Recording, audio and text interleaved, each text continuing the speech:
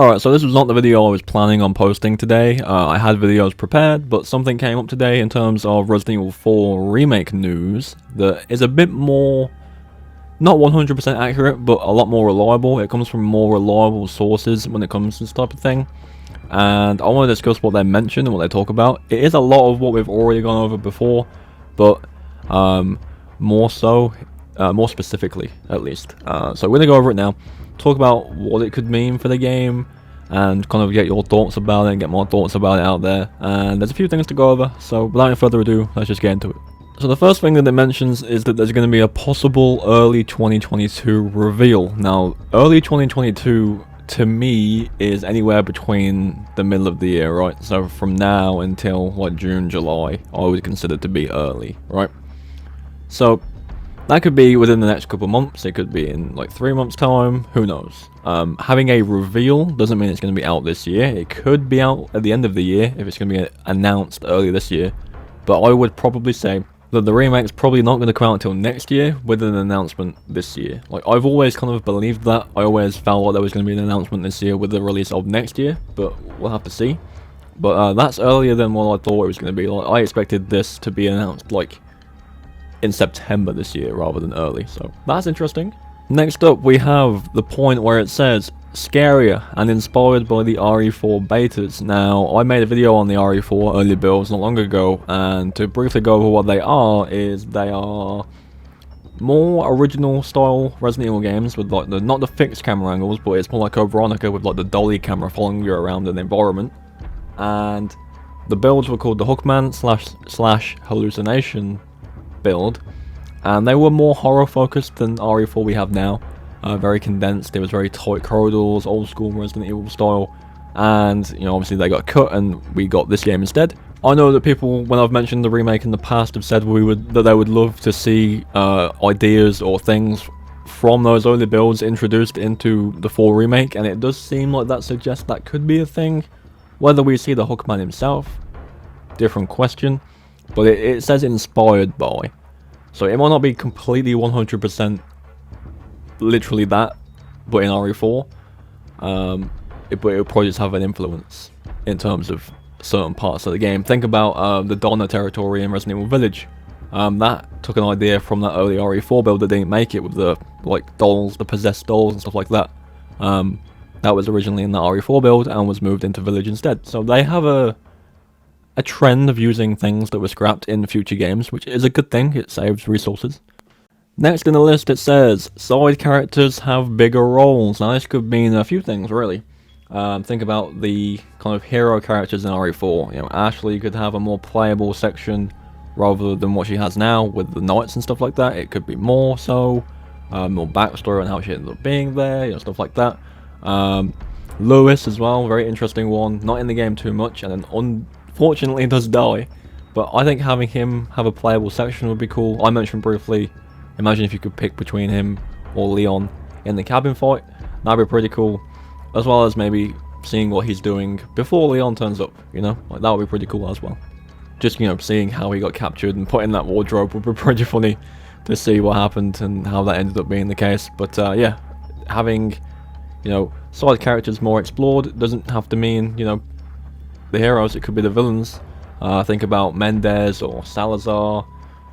The Salazar area is quite big, the castle is quite big, but Mendez in the village doesn't appear often, and he could be more prominent in the remake. I've mentioned this before, like with him possibly being a pursuer type enemy throughout the village area until you fight him.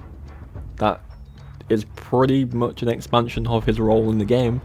Could be pretty cool to see. One thing I want to throw in here before we carry on is, you remember not way back, this was, you know, quite a couple months ago now actually. Remember when DC Douglas leaked his concept art for his Wesker redesign? And everyone thought it was the Wesker redesign for the 4 remake? Well, apparently this isn't the case. And that Wesker design is apparently linked to a different Resident Evil game that has been cancelled. Whether that is, you know, something we don't know about, whether it's, you know, Outrage, or any other game, or Reverse potentially, because we still don't know what's going on with that. That was apparently a Wesker model for a different game, so that had nothing to do with RE4. Another thing that this report mentions is apparently people wanted Shinji Mikami to help work on the RE4 remake, but he has apparently actually declined to do so due to his responsibilities at Tango Gameworks. Obviously that's where he is now. If you don't know, he was the one that helped make The Evil Within. He's also working on a different game right now. I completely forget the name. Someone will know it in the comments, I'm sure. But apparently he's not involved with the 4 remake at all, which is interesting. I know a lot of people do want him to help with it just to make sure it's right, but apparently he will not be involved with it, which is interesting. Next point suggests that Ada's campaign will be expanded. Now, Ada's campaign is the Separate Ways campaign in RE4. You get it after you beat the game, and essentially it follows Ada and what she's doing throughout the game, and then it does do the cross-path parts where you meet up with Leon in the main story. You just kind of see how she gets there. Her campaign is basically certain areas of the game in reverse, and then there's like a couple of different ones that are brand new, and it's apparently going to be expanded, so it could probably be to the degree of like a B scenario, you know, where you play as Leon, and then you unlock a second complete campaign where you play as Ada. Maybe not as long, but you know, having a actual fully from the ground up built campaign for her would be pretty cool to see, and I think a lot of people would really want that, especially considering that she was supposed to be in Village, but it didn't make it to the game. Next up, it says the Village scene and a decent portion of the game now take place at night. Now, I can only imagine that the Village scene is the part where you have to survive the onslaught of Ganados until the bell rings at the very beginning, the bingo line, that part. I believe the game does transition to nighttime after the Largo fight. I believe that's when the game goes to night, so it would seem to suggest that the game's just going to be at night completely, because that's not too far into the game, I don't think, not really. I think that's when it gets to nighttime. I could be wrong, could be a bit before that or a bit after that, but I think a lot of the game already takes place at night, so you know, I don't think that's much of a change, but they do mention that specifically, so maybe the game is just set over one whole night now instead of it being a day into the night, you know. Who knows? But that's basically it for what this report has to say. It's not a lot, and it is a lot of what people have already said before. It really does add a bit more fuel to the fire with all these leaks that keep happening, because they do kind of relate to what people have been saying in terms of leaks, and if it ends up being the case, then that's pretty good. I think a lot of these things are mentioned in a lot of the leaks. I'm not saying, again, this is 100% accurate, because it's not, until Capcom say otherwise, or there is a trailer of some description. Do not believe anything, because, you know, you want to hype it up and then be disappointed when it's not what you want it to be. But yeah, I think a lot of this stuff is good for the game. I think the whole tone shift was probably coming. I don't think the game should take itself too seriously still. I think that's part of the charm of RE4. That's just me personally. I know a lot of people would prefer a more serious game, but I think part of the charm of this game is the tone isn't deadly serious, you know? Like, there's jokes in there, there's corny ass one-liners in there, and that's what I remember a lot of in RE4. That being said, of course, you can still make a game scary and have those lines in there. I think other Resident Evil games do it perfectly fine, especially the first 3. Like, there's moments in those games that are cheesy and corny, but those games are still horror-focused, you know? Even with Village to an extent.